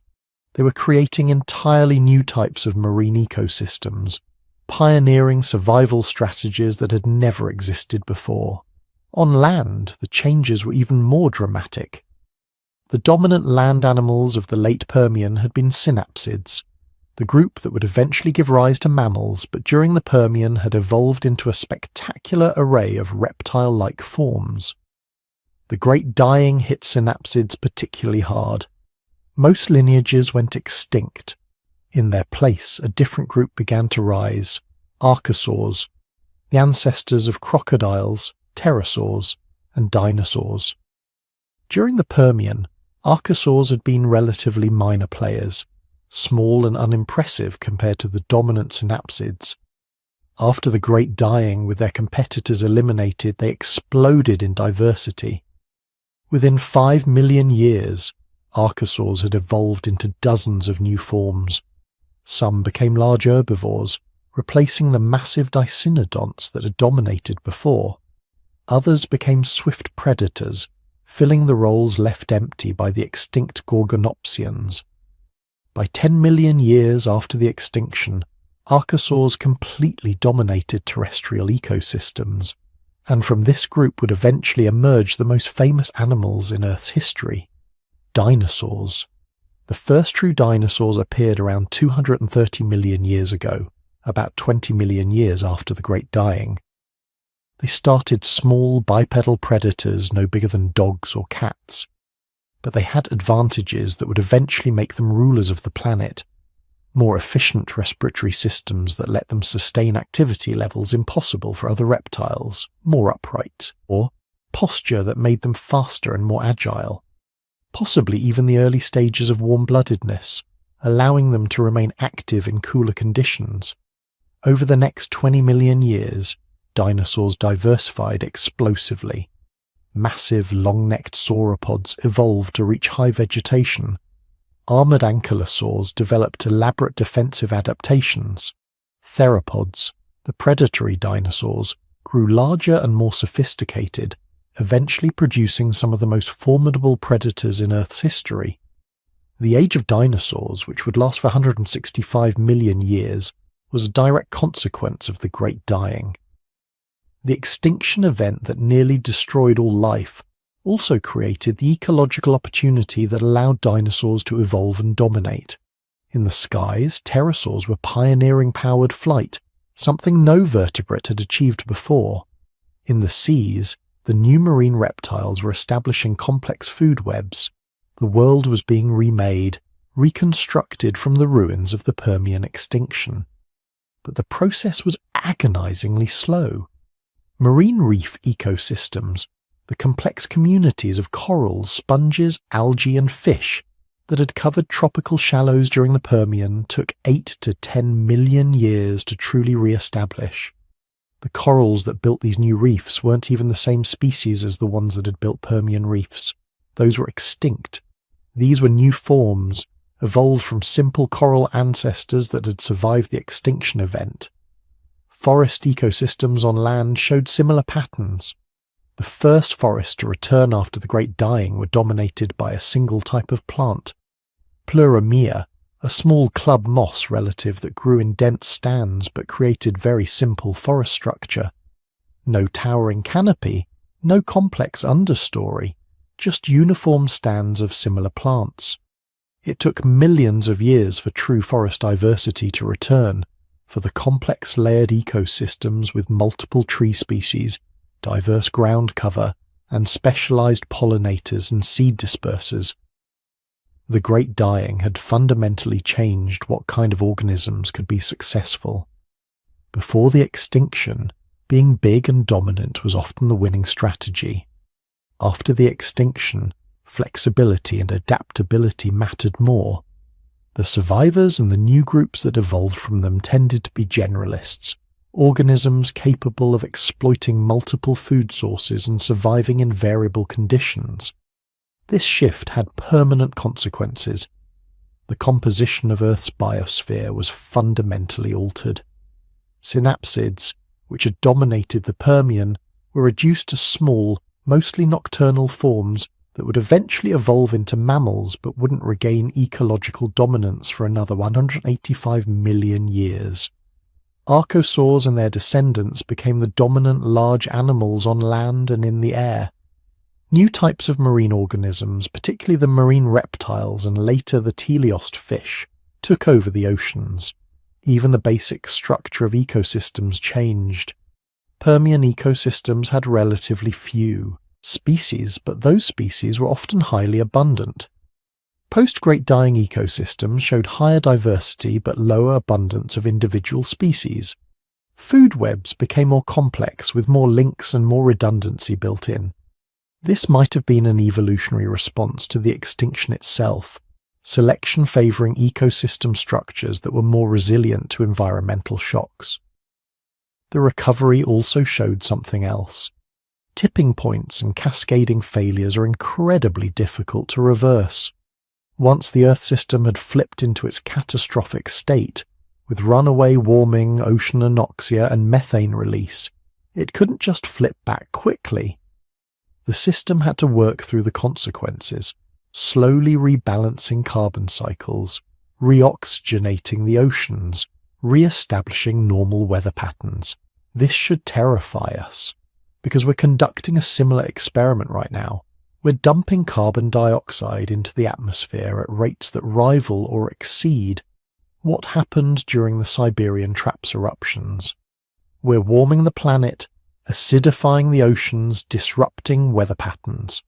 The exact same mechanisms that drove the Great Dying.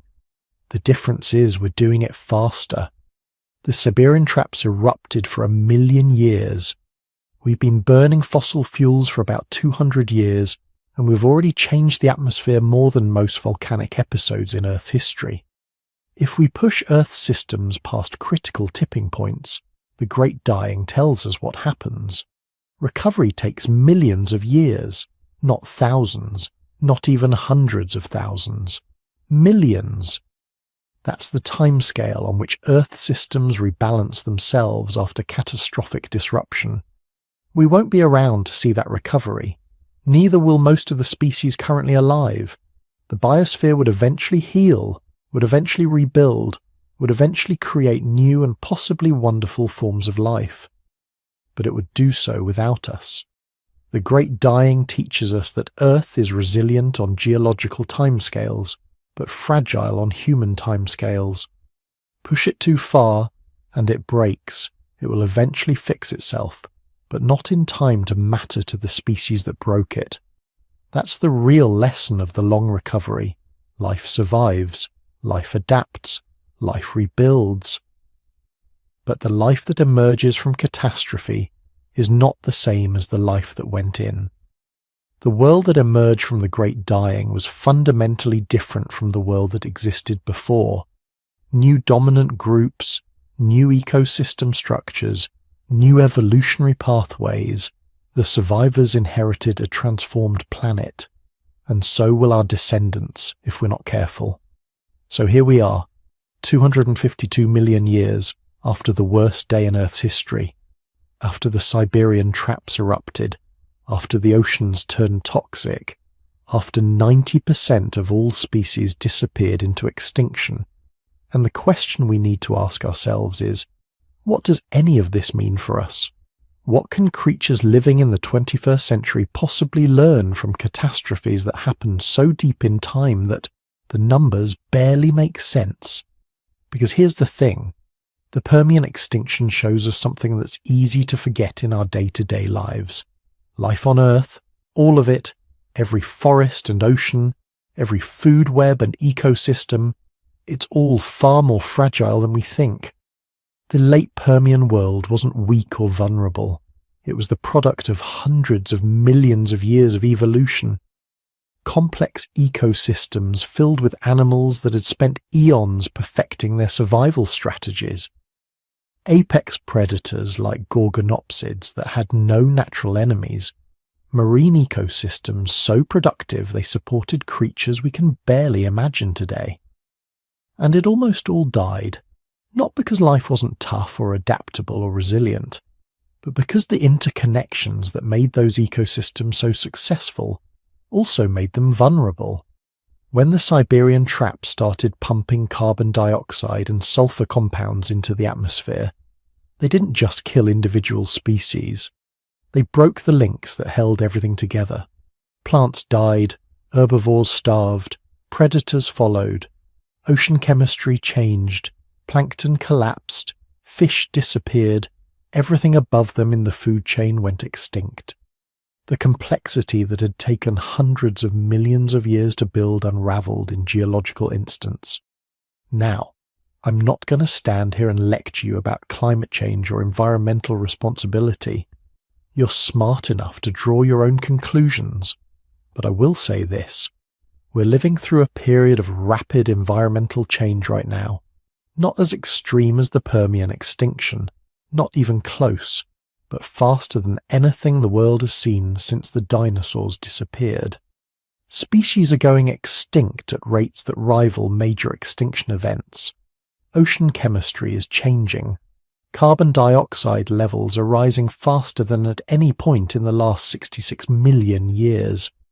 The Permian extinction teaches us that complex systems can collapse faster than anyone expects, that tipping points exist where cascading failures become unstoppable, that once certain thresholds are crossed, recovery doesn't happen in decades or centuries, it happens in millions of years. But here's the other lesson, the one that might be even more important. Life finds a way. I know that sounds like a line from a movie, but it's also profoundly true. Even after 90% of species disappeared, even after the oceans turned toxic and the land became nearly uninhabitable, life held on. In those volcanic springs in the deep ocean vents, in those desperate refuges scattered across Pangaea, something survived. And from those tiny remnants, everything rebuilt. The Triassic brought the first dinosaurs. The Jurassic saw them dominate the planet. The Mesozoic marine revolution filled the oceans with creatures more diverse than anything the Permian had known. Eventually, after the dinosaurs fell, mammals rose, and among those mammals, eventually, impossibly, came us. Everything alive today. Every bird, every fish, every tree, every person listening. To this video, we're all descendants of those Permian survivors. All products of the greatest resilience story in Earth's history. All evidence that even when extinction seems certain, life can find a path forward. That's what deep time teaches us. Humility about our own fragility. Respect for the complexity we're part of. But also hope. Hope that even when things seem darkest, recovery is possible. Not quick, not easy, but possible. So, Thank you for joining me on this journey through deep time. Thank you for spending these hours exploring the worst catastrophe in Earth's history, for learning about volcanic eruptions that lasted 1,000,000 years, about oceans that turned toxic, about the desperate survivors who refused to give up even when the world was ending around them. If you found this video helpful for sleep, or if you just enjoyed learning about Earth's deep past, do me a favour, hit that like button. Leave a comment telling me where in the world you're listening from. Are you drifting off in New York or London? Falling asleep in Tokyo or Sydney? I love hearing from viewers all around the planet, all of us descendants of those ancient survivors, all connected by the story of life on Earth. And of course, subscribe if you haven't already. There are more stories from deep time to tell, more catastrophes and recoveries, more extinction events and evolutionary radiations, more reminders that we're part of something vastly larger and older than ourselves. But for now, rest well. Let your mind drift back through those millions of years, back through the recovery, back through the dying, back to a time when the world hung in the balance and somehow, impossibly, life found a way forward. Sweet dreams from deep time.